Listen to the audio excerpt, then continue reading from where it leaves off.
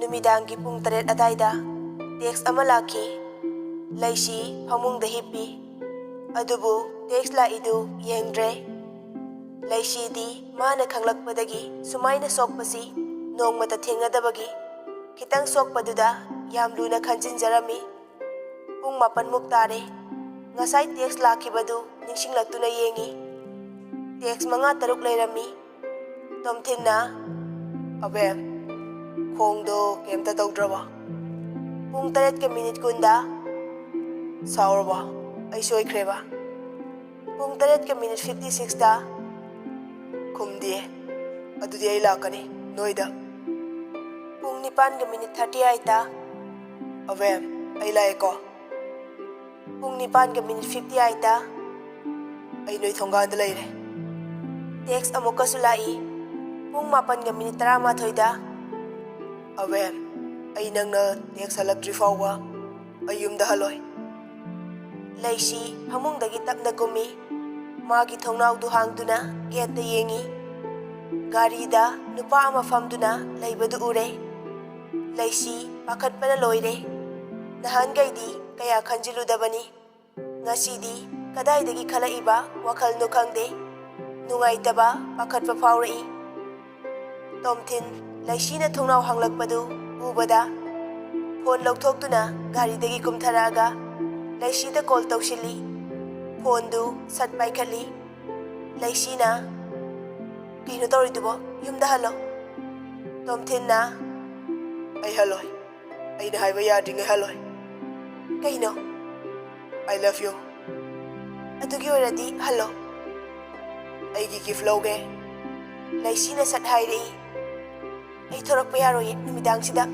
ngawgano ihan hanugai tomthin lambi nega kawgai nokthorai aduga fagi tawrai ai diaro haisini thoraktaba thorakti fawwa ai leini sida Laishi sauning bana loire adubu tapna hairei wati am toibo watira nadabra ai khangde tholaktaba yaro Laishi ngasai dagi sauning nambadu pulap phudarai nangna samna ikai khangdusi kaigino ai nei kai khanglairadi nang phangidro nang thokto ai phone thame asi haiduna phone tu sat kai aduga mathanta soli kaino pano sibo aduga kaigino ai na ngasi asyam pakhalise mana sida leiraga kedorage leininglaga leisanu asi hairaga thongnau du thingjili phamung lomda khongdo hek thangbaga kolai Laishi ngaihak paide aduga call du sat paikhali Laishi na kaino leini dai layo ai du pai leite phone yam torakano asi haiduna amuk kakthali tomthinna kari hanganu ne sibo asuk yam sorry sibo mana yana ba tawbada ai je angang masa ole ikai baga amta khangdre tawrise asi haiduna text iba hawi Laishi phamung changduna hipthai wakhaldaju jajat yam khali kaino hanubasne tawrisibo asengba ginungsiri jalo natraga angang ne usitri jalo sat khraba leiribra ju kangde kemta su hairakte pharisina asi haiduna phone do thampada ngaidi text amalai tomthinna awe nang sidi saugon basinaba phagi tawbane hayeng sayana pirani nang loksin biyo ko ai nang nangayo haibada ai ngaigeba ai gi nungsibabu mirai bigano ado ai kainomdi haige simadi abiyo Laishi du karomdagino khangde momon noi Laishi text alai kaino tholakpagadi ngamdre nanggi thongnaudo amta hango adudi kaige mami sami oirasu yengaga chalage heli he asi haiduna phamungdagi kumthaduna thongnaudu tapna hangdo ami tomthin adu ubada haraujai nungdi nungsiba jane Laishi na yare chalo hoy I love you abe ho yare halo ai tume ꯇꯣꯝꯊꯤꯟ ꯒꯥꯔꯤ ꯊꯧꯗꯨꯅ ꯌꯨꯝꯗ ꯍꯜꯂꯛꯏ꯫ ꯌꯨꯝ ꯌꯧꯗꯨꯅ ꯃꯥꯒꯤ ꯀꯥꯗ ꯆꯪꯗꯨꯅ ꯐꯃꯨꯡꯗ ꯍꯤꯞꯄꯤ꯫ ꯋꯥꯈꯜ ꯃꯌꯥꯝ ꯑꯃ ꯈꯟꯗꯨꯅ ꯇꯨꯝꯊꯈ꯭ꯔꯦ꯫ ꯅꯣꯡ ꯉꯥꯜꯂꯦ, ꯂꯩꯁꯤꯗꯤ ꯁ꯭ꯀꯨꯜ ꯂꯥꯛꯇ꯭ꯔꯦ꯫ ꯇꯣꯝꯊꯤꯟ ꯅꯣꯛꯐꯦꯠ ꯇꯧꯗꯨꯅ ꯂꯩꯁꯤ ꯉꯥꯏꯗꯨꯅ ꯂꯩꯔꯝꯃꯤ꯫ ꯁꯌꯥꯒ ꯂꯩꯁꯅꯥꯒꯗꯪ ꯊꯣꯛꯂꯛꯄꯗꯨ ꯎꯕꯗ ꯇꯣꯝꯊꯤꯟ ꯂꯩꯁꯤ ꯌꯥꯎꯗꯕꯗꯨꯗ ꯅꯣꯛꯐꯦꯠ ꯇꯧꯔꯝꯕꯗꯨ ꯁꯠ ꯍꯟꯖꯤꯜꯂꯤ꯫ ꯃꯣꯏ ꯑꯅꯤꯁꯨ ꯇꯣꯝꯊꯤꯟꯒꯤ ꯃꯅꯥꯛ ꯌꯧꯁꯤꯜꯂꯛꯏ꯫ ꯇꯣꯝꯊꯤꯟꯅ ꯂꯩꯁꯤ ꯂꯥꯛꯇ꯭ꯔꯗꯤ ꯀꯩꯗꯧꯔꯦ? ꯁꯌꯥꯅ ꯈꯨꯝꯒꯦ ꯇꯧꯔꯤꯉꯩ ꯊꯣꯏꯁꯅꯥꯅ ꯁꯠ ꯈꯨꯝꯃꯛꯏ꯫ ꯑꯗꯨꯕꯨꯔꯣ ꯀꯀꯥꯅ ꯅꯨꯡꯇꯤ ꯉꯥꯏꯕꯗꯨꯗ ꯂꯥꯛꯇ꯭ꯔꯤꯕ? ꯁꯌꯥꯅ ꯀꯩ ꯅꯨꯄꯤꯅꯣ ꯁꯤꯕꯣ, ꯑꯁꯨꯛ ꯌꯥꯝ ꯏꯀꯥꯏ ꯈꯪꯗꯕꯁꯤꯕꯣ? ꯊꯣꯏꯁꯅꯥꯅ ꯈꯪꯗ꯭ꯔꯦ ꯑꯩꯈꯣꯏꯗꯤ, ꯑꯈꯪꯕ ꯅꯪ ꯂꯩꯍꯧꯔꯣ, ꯑꯩ ꯆꯠꯂꯦ꯫ ꯑꯁꯤ ꯍꯥꯏꯗꯨꯅ ꯆꯠꯈꯤ꯫ ꯁꯌꯥꯅ ꯉꯥꯏꯈꯣꯅꯦ ꯑꯉꯧꯕꯤ, ꯆꯠꯃꯤꯟꯅꯁꯦ꯫ ꯇꯣꯝꯊꯤꯟꯅ ꯉꯔꯥꯡ ꯁꯥꯎꯈꯤꯕꯗꯨꯒꯤ? ꯁꯌꯥꯅ ꯃꯔꯛ ꯊꯠꯂꯒ ꯍꯥꯏꯔꯛꯏ꯫ ꯃꯥꯅꯦ, ꯏꯃꯨꯡꯒꯤ ꯃꯤꯈꯩꯅ ꯆꯠꯀꯦ ꯌꯥꯗꯦ꯫ ꯀꯩꯒꯤ? ꯈꯣꯡꯗꯣ ꯐꯔꯒ ꯆꯠꯂꯣ ꯍꯥꯏꯅ ꯉꯁꯥꯏ ꯐꯣꯟ ꯇꯧꯔꯛꯑꯝꯃꯦ꯫ ꯑꯗꯨꯗꯤ ꯆꯠꯂꯣꯀꯣ, ꯊꯣꯏꯁꯅꯥꯁꯨ ꯐꯥꯒꯤꯗꯒꯤ ꯌꯧꯈ꯭ꯔꯦ꯫ ꯍꯣꯏ ꯆꯠꯂꯒꯦ, ꯄꯣꯠꯇꯨꯕꯨꯗꯤ ꯍꯣꯔꯦꯟ ꯆꯠꯅꯤ, ꯑꯗꯨꯗ ꯄꯤꯕꯤꯒꯦ꯫ ꯍꯣꯏ ꯍꯣꯏ꯫ ꯆꯠꯂꯦ꯫ ꯑꯁꯤ ꯍꯥꯏꯔꯝꯗꯨꯅ ꯊꯣꯏꯁꯅꯥꯕꯨ ꯇꯥꯟꯅꯈꯤ꯫ ꯊꯣꯏꯁꯅꯥꯅ ꯀꯩꯗꯧ ꯇꯥꯟꯅꯔꯛꯏꯅꯣ? ꯉꯥꯎꯕ꯭ꯔꯣ ꯅꯪꯕꯣ, ꯍꯦꯛꯇ ꯆꯠꯈ꯭ꯔꯤꯗꯨꯕꯣ, ꯉꯥꯏꯈꯣ ꯍꯥꯏꯕꯒ ꯇꯥꯗꯒꯩ? ꯍꯣ, ꯍꯅꯨꯕꯁꯦ ꯑꯗꯨꯝ ꯀꯣꯠꯊ ꯂꯩꯗꯣꯔꯕ, ꯑꯗꯨꯅꯅꯦ ꯉꯔꯥꯡꯁꯨ ꯏꯃꯥꯅ ꯉꯥꯡꯉꯤ꯫ ꯀꯩꯒꯤ ꯉꯥꯡꯉꯤꯕ? ꯊꯦꯡꯕꯒꯤ꯫ ꯑꯗꯨꯕꯨꯗꯤ ꯑꯩꯈꯣꯏꯁꯨ ꯅꯪ ꯈꯛꯇ ꯅꯠꯇꯦ꯫ ꯑꯗꯣ ꯂꯩꯁꯤ ꯍꯣꯏꯗ ꯆꯠꯂꯨꯁꯦ꯫ ꯍꯣꯏ, ꯑꯩꯈꯣꯏꯗ ꯍꯥꯟꯅ ꯐꯤ ꯍꯣꯡꯂꯨꯈꯤꯁꯦ, ꯑꯗꯨꯒ ꯅꯣꯏꯗ ꯆꯪꯉꯒ ꯑꯗꯨꯝ ꯆꯠꯂꯁꯦ꯫ ꯍꯣꯏ, ꯑꯗꯨꯃꯥꯏꯅ ꯇꯧꯔꯁꯦ꯫ ꯑꯁꯤ ꯍꯥꯏꯗꯨꯅ ꯑꯅꯤꯗꯨ ꯂꯥꯛꯏ꯫ ꯁꯣꯝꯗꯅ ꯇꯣꯝꯊꯤꯟ ꯂꯩꯁꯤꯗ ꯐꯣꯟ ꯇꯧꯔꯛꯏ꯫ ꯂꯩꯁꯤꯅ ꯍꯜꯂꯣ? ꯇꯣꯝꯊꯤꯟꯅ ꯉꯁꯤ ꯂꯥꯛꯇ꯭ꯔꯤ ꯀꯩꯒꯤꯅꯣ ꯑꯕꯦ? ꯇꯥꯃꯣꯅ ꯆꯠꯂꯅꯨ ꯍꯥꯏꯕꯒꯤꯅꯦ꯫ ꯈꯔ ꯐꯠꯇ꯭ꯔꯤꯕꯣ? ꯐꯔꯦ, ꯇꯥꯃꯣ ꯍꯣꯏꯅ ꯄꯥꯈꯠꯂꯤꯕ, ꯑꯗꯨꯒꯤ ꯑꯩꯗꯤ ꯑꯦꯛꯖꯥꯝ ꯀꯨꯏꯗ꯭ꯔꯦ ꯆꯠꯀꯦ ꯍꯥꯏꯕꯅꯦ꯫ ꯊꯣꯏꯁꯅꯥ ꯍꯣꯏ ꯅꯣꯏꯗ ꯆꯠꯀꯅꯤ ꯍꯥꯏꯈꯤꯕꯅꯦ꯫ ꯅꯪꯗꯤ ꯀꯃꯥꯏꯅ ꯈꯪꯉꯤꯕ? ꯑꯕꯦ, ꯀꯩꯗꯧꯔꯒꯦ? ꯅꯪꯅ ꯑꯩꯉꯣꯟꯗ ꯅꯪ ꯃꯥꯅ ꯁꯤꯟꯅꯔꯤꯁꯦ ꯀꯩꯒꯤꯅꯣ? ꯀꯩ ꯀꯧꯗꯣꯏꯅꯣ ꯈꯪꯗꯕꯒꯤ꯫ ꯑꯦ, ꯇꯥꯃꯣ ꯆꯥꯀꯧ꯫ ꯇꯜꯂꯦ, ꯍꯩꯅꯗꯦ꯫ ꯑꯗꯨꯗꯤ ꯅꯪꯅ ꯀꯧꯅꯤꯡꯕ ꯀꯧꯔꯣ, ꯅꯪ ꯃꯥꯗꯤ ꯅꯠꯇꯦ꯫ ꯑꯗꯨꯗꯤ ꯀꯀꯥ ꯀꯧꯒꯦ꯫ ꯇꯣꯝꯊꯤꯟꯗꯨ ꯁꯥꯎꯔꯛꯏ꯫ ꯇꯣꯝꯊꯤꯟꯅ ꯈꯨꯔꯥ ꯍꯦꯛ ꯀꯧ꯫ ꯂꯩꯁꯤꯗꯨ ꯅꯣꯛꯊꯣꯔꯛꯏ꯫ ꯑꯗꯨꯅ ꯍꯦꯛ ꯐꯔꯦ꯫ ꯑꯗꯣ ꯈꯨꯔꯥꯅ ꯀꯃꯥꯏꯅ ꯈꯪꯉꯤꯅꯣ ꯁꯌꯥ ꯍꯣꯏ ꯂꯥꯛꯀꯅꯤ ꯍꯥꯏꯗꯤ? ꯇꯣꯝꯊꯤꯟ ꯁꯥꯎꯅ ꯈꯨꯝꯃꯛꯏ꯫ ꯃꯣꯏꯅ ꯍꯥꯏꯔꯝꯕ꯫ ꯑꯣꯍꯣ, ꯑꯩ ꯊꯝꯃꯒꯦ꯫ ꯇꯣꯝꯊꯤꯟꯗꯤ ꯁꯥꯎꯅ ꯍꯥꯏꯔꯛꯄꯅꯤ꯫ ꯂꯩꯁꯤꯅ ꯀꯩꯝꯇ ꯈꯟꯗꯅ ꯍꯥꯏꯔꯛꯄꯗꯨꯗ ꯍꯦꯟꯅ ꯁꯥꯎꯔꯛꯏ꯫ ꯑꯩ ꯍꯧꯖꯤꯛ ꯅꯣꯏꯗ ꯂꯥꯛꯀꯅꯤ꯫ ꯑꯦ, ꯀꯩꯗꯧꯕ ꯂꯥꯛꯇꯣꯏꯕ? ꯇꯨꯡꯗꯒꯤ ꯂꯩꯁꯤꯒꯤ ꯃꯅꯝꯃꯅ ꯂꯩꯁꯤꯕꯨ ꯀꯧꯔꯛꯏ꯫ ꯏꯕꯦꯝꯆꯥꯅ ꯀꯅꯥꯅ ꯋꯥꯔꯤ ꯁꯥꯔꯤꯗꯨꯅ?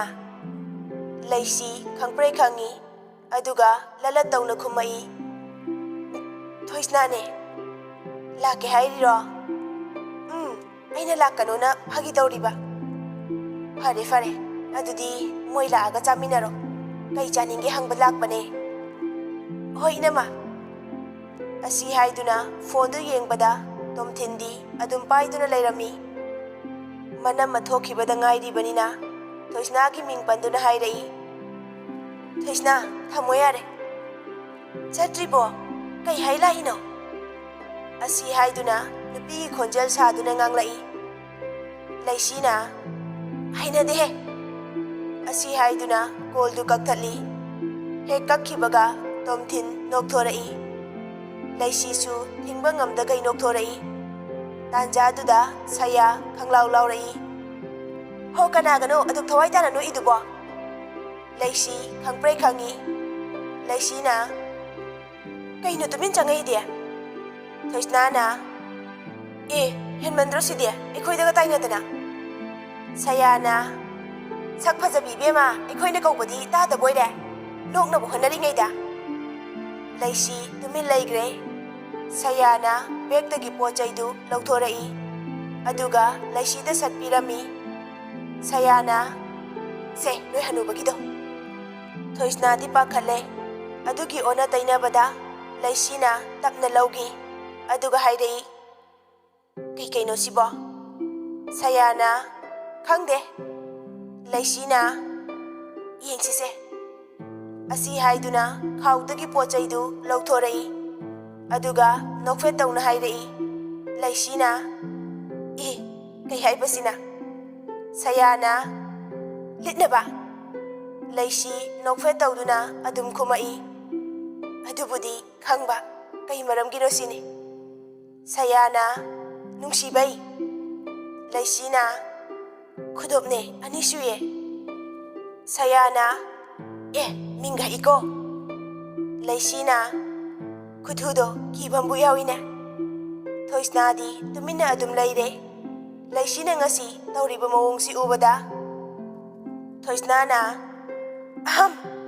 ꯀꯩꯅꯣ ꯉꯁꯤ ꯇꯧꯔꯤ ꯃꯌꯥꯝꯁꯤꯕꯣ ꯀꯣꯛꯀ ꯉꯥꯎꯔꯤ ꯇꯧꯔꯤꯁꯦ ꯁꯌꯥꯅ ꯅꯪꯗ ꯉꯥꯎ ꯆꯠꯈ꯭ꯔꯣ ꯂꯩꯁꯤꯅ ꯌꯥꯔꯦ ꯅꯪꯕꯨꯁꯨ ꯊꯣꯏꯁꯅꯥꯅ ꯀꯌꯥꯗꯅꯣ ꯌꯦꯡꯉꯨꯅꯦ ꯑꯩꯅ ꯏꯃꯥꯟꯅꯕꯤ ꯃꯁꯦꯟ ꯈꯠꯅ ꯇꯥꯔꯦꯅ ꯇꯧꯔꯤ ꯑꯗꯨꯒ ꯃꯣꯏ ꯑꯅꯤꯒ ꯃꯥꯟꯅꯈꯤꯗꯅ ꯐꯩ ꯑꯩꯁꯨ ꯇꯧꯒꯦꯕ ꯂꯩꯁꯤꯅ ꯌꯥꯔꯦꯁꯦ ꯁꯤ ꯍꯅꯨꯕꯁꯦ ꯇꯦꯛꯁ ꯊꯥꯒꯦ ꯑꯁꯤ ꯍꯥꯏꯗꯨꯅ ꯐꯣꯟꯗꯨ ꯄꯥꯏꯈꯠꯄꯒ ꯐꯣꯟ ꯂꯥꯛꯁꯤꯜꯂꯤ ꯂꯩꯁꯤ ꯈꯪꯂꯝꯃꯤ ꯁꯌꯥꯅ ꯀꯩꯅꯣ ꯇꯧ ꯂꯩꯗꯨꯕꯣ ꯀꯅꯥꯒꯤ ꯀꯣꯜꯅꯣ ꯂꯥꯛꯏꯗꯨꯕꯣ ꯄꯥꯏꯌꯨ ꯌꯥꯗ꯭ꯔꯣ ꯂꯩꯁꯤꯅ ꯍꯅꯨꯕ ꯇꯦꯛꯁ ꯊꯥꯒꯦ ꯇꯧꯕꯒ ꯇꯧꯁꯤꯜꯂꯛꯄꯁꯤꯗꯅꯦ ꯈꯪꯉꯤꯕ ꯇꯨꯃꯤꯟ ꯂꯩꯌꯨ ꯊꯣꯏꯁꯅꯥꯅ ꯄꯦꯜꯂꯦꯗꯀꯣ ꯂꯩꯁꯤꯅ ꯍꯜꯂꯣ ꯇꯣꯝꯊꯤꯟꯅ ꯑꯅꯤꯗꯣ ꯂꯥꯛꯇ꯭ꯔꯤꯕꯣ ꯂꯥꯛꯑꯦ ꯇꯦꯛꯁ ꯊꯥꯔꯛꯀꯦ ꯇꯧꯔꯤꯉꯩꯗꯅꯦ ꯀꯣꯜ ꯂꯥꯛꯏꯁꯦ ꯑꯗꯨꯒ ꯑꯗꯨꯌꯥꯝ ꯀꯨꯏꯔꯤꯅ ꯀꯩꯒꯤ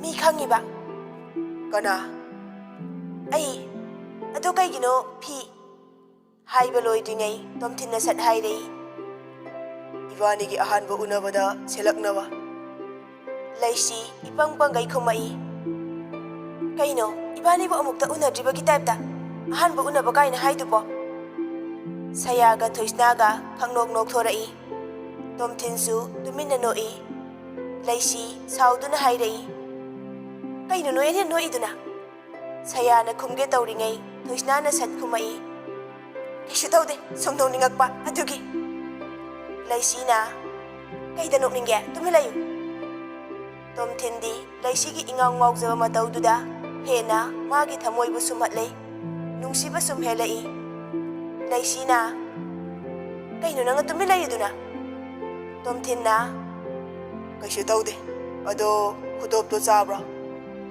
ꯂꯩꯁꯤꯅ ꯐꯤꯒꯤ ꯂꯣꯏꯗ꯭ꯔꯤꯉꯩ ꯈꯨꯗꯣꯞꯀ ꯄꯜꯂꯛꯀꯅꯨ ꯃꯥꯒꯤꯁꯨ ꯃꯇꯝ ꯂꯥꯛꯈꯤꯅꯤ ꯍꯟꯗꯛꯇꯤ ꯇꯣꯝꯊꯤꯟꯗꯨ ꯃꯈꯣꯜ ꯊꯣꯡꯅ ꯅꯣꯛꯂꯛꯏ ꯑꯗꯨꯒ ꯍꯥꯏꯔꯛꯏ ꯑꯩꯅ ꯍꯥꯏꯗꯤ ꯏꯕꯥꯅꯤꯒꯤ ꯑꯍꯥꯟꯕ ꯗꯦꯠ ꯆꯠꯄ ꯅꯨꯃꯤꯠꯇ ꯁꯦꯠꯂꯛꯑꯣ ꯍꯥꯏꯕ ꯀꯩꯅꯣ ꯗꯦꯠ ꯀꯥꯏꯅ ꯌꯥꯝ ꯋꯥꯠꯂꯤ ꯌꯥꯕꯨ ꯌꯥꯗꯦ ꯋꯥꯈꯟꯒꯗꯤ ꯌꯥꯝ ꯄꯛꯇꯦꯀꯣ ꯍꯅꯨꯕꯅ ꯁꯌꯥ ꯍꯟꯗꯛꯁꯨ ꯀꯟꯅ ꯅꯣꯛꯊꯣꯔꯛꯏ ꯂꯩꯁꯤ ꯃꯃꯤꯠꯇꯨ ꯐꯩꯅ ꯌꯦꯡꯉꯛꯏ ꯑꯗꯨ ꯎꯕꯗꯒꯤ ꯇꯨꯃꯤꯟ ꯂꯩꯈꯤꯔꯝꯃꯤ ꯇꯣꯝꯊꯤꯟꯅ ꯍꯣꯏ ꯍꯥꯏ ꯋꯥꯅꯤ ꯅꯪꯕꯣ ꯑꯉꯥꯡ ꯍꯩꯁꯤꯡꯕꯤ ꯃꯇꯝ ꯑꯃꯗꯗꯤ ꯆꯠꯅꯤꯗꯅ ꯑꯗꯨꯗ ꯍꯥꯏꯕ ꯅꯨꯡꯅ ꯅꯨꯡꯁꯤꯔꯤꯕ ꯏꯁꯧꯅ ꯀꯜꯂꯤꯕ ꯑꯩꯗꯤꯅꯦ ꯍꯌꯦꯡꯋꯥꯏ ꯌꯥꯝ ꯋꯥꯗꯧꯔꯤ ꯂꯩꯁꯤ ꯁꯥꯎꯅꯤꯡꯂꯛꯏ ꯀꯔꯤ ꯑꯩꯅꯒ ꯀꯣꯏꯕꯤꯌꯣꯅ ꯀꯣꯏꯇꯥꯟ ꯇꯥꯟꯅꯕꯁꯤ ꯃꯉꯥꯏꯔꯦꯅꯦ ꯍꯩꯃꯥ ꯑꯉꯥꯡ ꯅꯪ ꯌꯥꯝ ꯍꯧꯖꯅꯨꯀꯣ ꯆꯩ ꯆꯥꯅꯤ ꯊꯝꯃꯨ ꯌꯥꯔꯦ ꯍꯦꯛ ꯊꯝꯕꯗ ꯅꯌꯨꯝ ꯆꯪꯉꯦ ꯈꯪꯉꯨ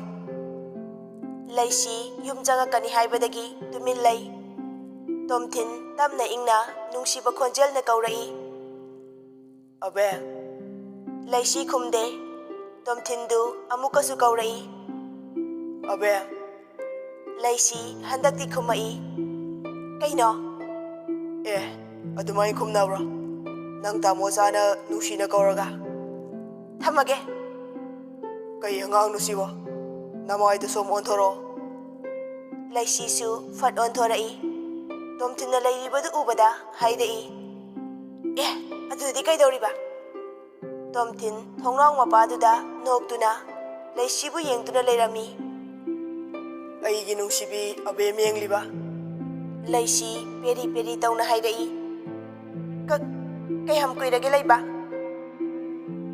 Tomthin nokfet adum tawri aduga hairei. ꯑꯩꯅ ꯉꯁꯥꯏ ꯀꯣꯜ ꯇꯧꯔꯛꯄꯗꯣ ꯑꯗꯨꯗꯒꯤ ꯅꯪꯅ ꯉꯁꯥꯏꯗꯒꯤ ꯇꯧꯔꯤ ꯃꯌꯥꯝꯗꯣ ꯂꯣꯏ ꯎꯍꯧꯋꯦ. Wo laaga kem haidaba phai phai leramo nangi posingse puko ai thamme. Asi haiduna fuk haugatki pot chaisingdu khaududa loina hapjinki. Tomthinna ꯋꯥꯒ ꯍꯥꯏꯕ ꯅꯪꯗꯦꯅꯦ ꯁꯤꯕꯣ. thoisnana kaidano leisia leisina makhada lao lehauge haraga lehoro. Sayaga thoisnaga du yengnai leisidi thokre. Thoisnana satlao masinu pise kamai tawduna sibo moi tamu hoi leita jalo.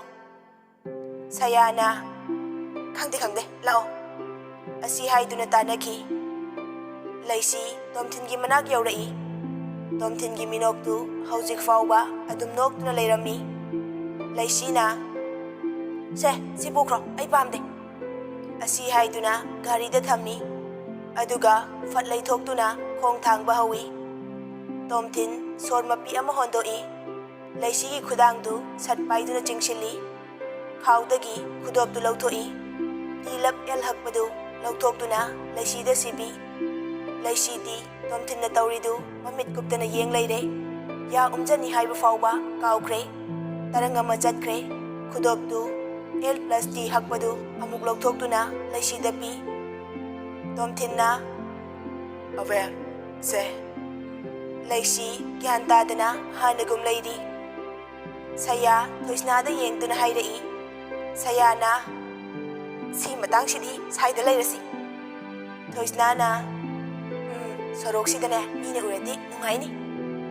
Sayana yare nang masu. Handakti Tomthin leisibu masanomduna kaurai. Tomthinna ꯑꯕꯦ ꯀꯩꯗꯧꯔꯒꯦ? leisina kem tawde. ꯁꯦ ꯁꯤ ꯁꯤꯕꯤꯔꯛꯑꯣ. Asi haiduna pi. Leisina laukibaga sugalai. Leisi tarang amada adum lay. Tomthingi makhutu paiduna khudoptu sige tawi. Tomthin makhutu chingshinki. Leisina kaidorage amo? ꯐꯥꯒꯤ ꯇꯧꯕꯅꯦ. Tawni. Asi haiduna Tomthinda khudoptu tapna sibi. Tomthin leisida mamit kuptana yengi. Leisi khudoptu siba loiduna yengkhalakpada. Tawramliba mawongdu ubada leisisu Tomthinda yengduna laikre. Sayana anisi yaroi lao he. Asi haiduna lai. Thoisnana kaka Tomthin. Leisi khangduna fatlai thorai. Leisina adu kana gauridu kaino. Sayana nabung phajaba ahumdo laadine hojiki matangduda noyani nungaini khangdriye. Thoisnana kau amada khumbana amana. Leisina yare lao. Tomthinda yengduna hairai. Da changage. ꯉꯥꯏꯈꯣ. Kaidorage? ꯁꯤ ꯄꯨꯈꯣ. Sayana pau pakhale ngaikho khwaido. Asi hairaga thoki khuthoktuga tawramisiga. Tomthinna ꯑꯣ ꯀꯃꯥꯏꯅ ꯊꯣꯛꯈꯤꯅꯣꯕ? leisina yare changas lao tamu hoi hanarani changage. Thoisnana kaka change. Tomthinna ꯑꯦ ꯀꯩ ꯍꯥꯏꯕ ꯑꯗꯨꯗꯤ? asi haiduna laurai. Thoisnana khangdeko. Leisina yare nang masu. Sayana kaino tawriduna? Leisina kaidorage? Sayana ꯑꯩꯈꯣꯏꯗꯤ ꯄꯥꯈꯠꯄꯅ ꯁꯥꯎꯔꯒ ꯊꯣꯛꯈꯤꯕꯗꯣ. Leisina ꯑꯩꯁꯨ ꯈꯪꯗꯦ. Thoisnana ꯂꯣꯏꯔꯦꯍꯦ ꯅꯣꯏ ꯋꯥꯇꯥꯁꯤꯗꯤ. Ahumdu wari sana sana lakpana mangol kakhalai. Mapandagi gari thaujilai. Aduga khangkau kaurai. Sundarna ꯑꯕꯦ ꯉꯥꯏꯈꯣ. ahumdu chaplepi pakhatpana loire. Leisi kina tapna khumai. Kay haige taton. Saya tuminna solai. Soidredana ngasi. Sundarna Kayno noy hum na pakhali da ha. Noy ngasi nungai ni. Laisi mihunga kainom tawkre. Lalat taw na hayrai. Taton, ay khoi na kaidawrage. Sundar na. Noy hum na hujik tawri da. Ay khanglam oi khanbra ha. Handakti thoisna na oina khumai. Taton, ay khoi na kaidawkrage. Sundar na. Hujik noy na sapo sa doi da. Ay khangi. Sisu hawro se. Noy hum ngasi di laknage. Adu hairakpada ahumdu sor hondoi. Aduga yengnai. Sayana. Adu khaktaro taton. Khara yamadi phadawba. Asi haiduna nokthorai. Laisi sauna hairai. Nathanda saw. Mibu pakhathanba. Noy ni sila oyare. Nehawkige hairo. Sundarna. Be, tamo sa yam la me haiba. Laisina. Adu phazana haibadi yadabra. Sayana. Mi siba yauramni ko haujikido. Sundarna. Be, ay saurakani ko. Laisina. Sauningaga saw. Hoi di ngamdre. Asi haiduna mangolomda kakhatki. Sundarna. Be, Thoisnana. Taton, aikoy ni hobirage. Sundarna. hoi hoi. Ichalani dani haiba inba. Ay khoi gi di yadre. Chango chango. Natai ma ho lage. Sayana hoi haiduna laisigi kada changai. Laisina. Kaidaw layruino. Thoisnana. Khangde noina bung ahumse peleduni. Sayana. Nangna sauraga thokraga toromidura kaino ba. Laisina. Aisu khangde, aisu tawriduni. Sayana. Yari be machalage thenge. Laisina. Ngai ko henoi sua. Thoisnana. Yare, kuina leiba kire khoi. Laisina. Hoi, ai thindoroi ko. Sayana. Hoida, kaide. Thoisnana. Chale ko. Laisina. Thoisna hoi chatkre. Laisi mathanta wakhan kaya khanduna lairi.